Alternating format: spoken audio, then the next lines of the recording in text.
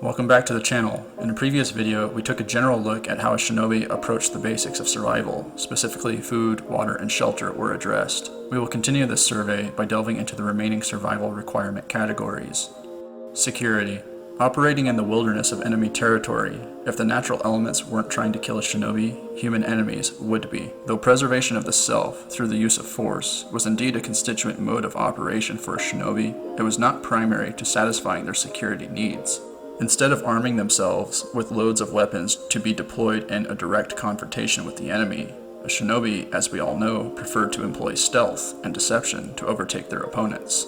Direct confrontations with the enemy were actually to be avoided, especially if the shinobi and his allies were outnumbered, and so the principle of stealth within Magakure no Sute, or tradition of hiding from sight, is present in many of their arts. Stealth was the ninja's primary means of maintaining security. Eliminating a relatively stronger opposition is not achievable without evening the playing field with tactics and measures stemming from an overarching strategy of using the unorthodox to one's advantage. Shinobi were partial to tactics that exhibited a wise economy of force, being able to conserve one's energy while simultaneously maintaining security and striking at the enemy from a distance. For this purpose, wana, or traps, were often constructed by shinobi to slow down, exhaust, injure, intimidate, and deter enemy patrols, and even enemy ninja. Evidence substantiating this claim derives from texts like the Bonsen Shukai, Shinobi Hiden, and the scrolls of Yorihide of Iga, which speak of traps common to ninjutsu, including the Harahata Barai,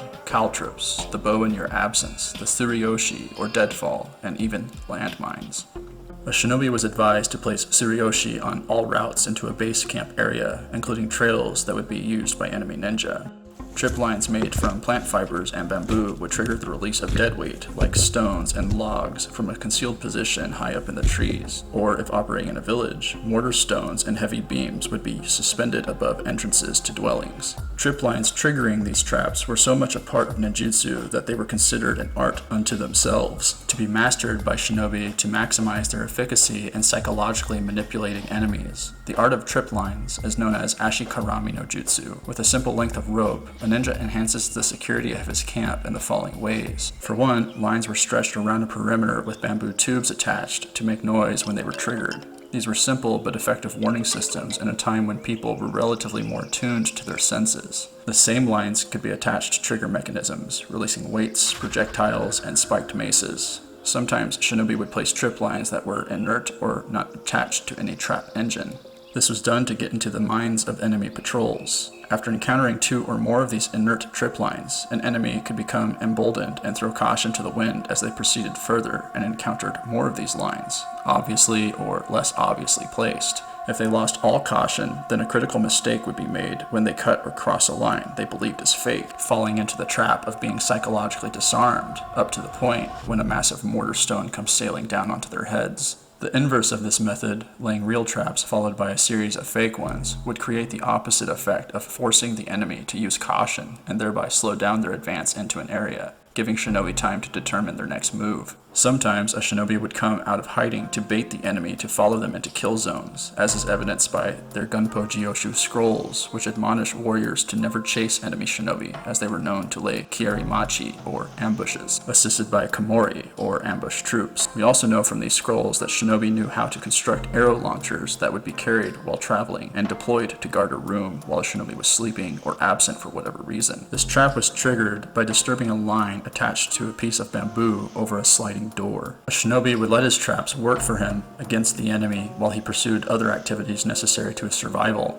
His weapons were necessary only for unavoidable conflict, or if an attack's success probability was in his favor. If a shinobi's first move when encountering opposition is to use force in direct confrontation with an adversary he has not studied, something is wrong with his ninjutsu. A ninja's hand-to-hand skills, or taijutsu, have their place, but they are not that relevant to survival situations. The hand-to-hand skills of shinobi, however, do increase one's general security standing, and for this reason I include them.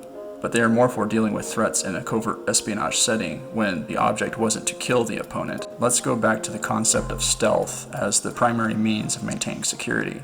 Because a shinobi's presence in an area must not be betrayed by leaving traps all over the place, it might be best to take up other measures in the course of his operations. It is difficult to attack an enemy that you cannot see, track, or otherwise detect, and so Shinobi knew the value of natural camouflage, disturbing the natural environment as little as possible, concealing their movements in wind, rain, and darkness, and exercising a stern fire discipline. Thank you to my subscribers for the 1,000 count. I will strive to continue making content you find value in. Until next time.